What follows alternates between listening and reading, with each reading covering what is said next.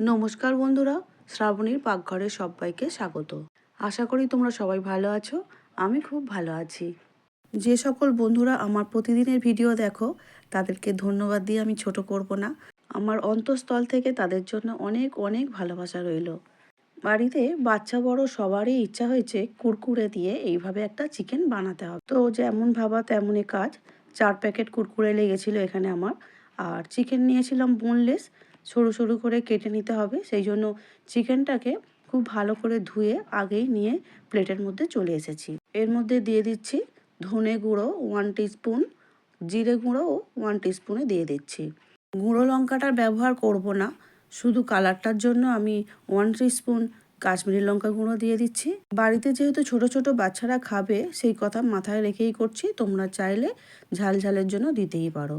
আর দিয়ে দিলাম গোলমরিচের গুঁড়ো 1 টিস্পুন, আর অরিগানো দিয়ে দিলাম 1 টিস্পুন। আর দিচ্ছি পরিমাণ মতো নুন। রসুন বাটাও দিয়ে দিলাম 1 টিস্পুন। অল্প একটু সয়া সস দিচ্ছি। একটা ডিম ফাটিয়ে নিয়েছি, ডিমটাও দিয়ে দেবো এর মধ্যে। এবারে সব কিছু দিয়ে খুব ভালো করে মাখিয়ে নিচ্ছি। মাখিয়ে নেবার পরে আমি সঙ্গে সঙ্গেই কিন্তু এটা ভাজবো না। চিকেন আমাদের খুব ভালো করে ম্যারিনেট করা হয়ে গেছে। একটা বোলের মধ্যে নিয়ে নিচ্ছি, তারপরে ঢাকা দিয়ে ফ্রিজের মধ্যে রেখে দেব 3 থেকে 4 ঘন্টার জন্য।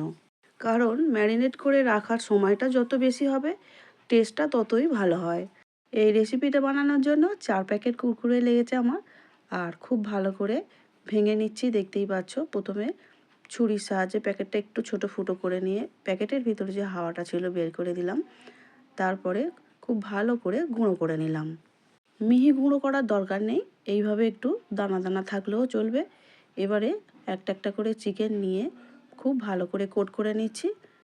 প্রথমেই যতগুলো ভাজবো ততগুলো খুব ভালো করে কোট করে প্লেটের মধ্যে তুলে নিলাম। এদিকে কড়াও বসিয়ে দিয়েছি আর বেশ খানিকটা সাদা তেল দিয়ে দিলাম। তেলটা গরম হতেই, খুব বেশি গরম হওয়ার আগেই চিকেনগুলো একটা একটা করে তেলের মধ্যে ছেড়ে দিলাম। 1 মিনিট নিচের দিকটা ভাজা হওয়ার পরেই খুব ভালো করে একটু নাড়াচাড়া করে দিচ্ছি ছাঁকনির সাহায্যে। বেশ ভালো করে লাল লাল করে মুচমুচে করে ভেজে এবারে একটা প্লেটের মধ্যে তুলে নিচ্ছি। বাকি কোট করে রাখা চিকেনগুলোকেও তেলের মধ্যে আস্তে আস্তে ছেড়ে দিলাম। একইভাবে আলতো হাতে নাড়াচাড়া করে খুব ভালো করে ভেজে নিতে হবে। আর গ্যাসের জোরটা একটু কমিয়ে রাখতে হবে, না হলে কিন্তু পুড়ে উঠবে। ভেজে প্লেটের মধ্যে তুলে রাখতে না রাখতেই কুরকুরে চিকেন কিন্তু কমতে শুরু করেছে। তোমরাও বন্ধুরা এইভাবে একবার বানিয়ে দেখো, আমার মতো সেম অবস্থা হবে।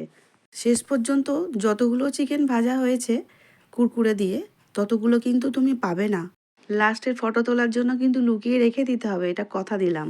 কুরকুরে চিকেন হবে আর চা না হলে কি হয়, সেই জন্য ঝটপট 2 কাপ চাও বানিয়ে ফেললাম। তাহলে চলো বন্ধুরা, কুরকুরে আর চা খাই আর গল্প করি। আর হ্যাঁ, নতুন বন্ধু, তোমাকে বলছি যাওয়ার সময় সাবস্ক্রাইবটা করে দিও প্লিজ। আমার ভিডিওটা পুরো দেখার জন্য অসংখ্য অসংখ্য ধন্যবাদ।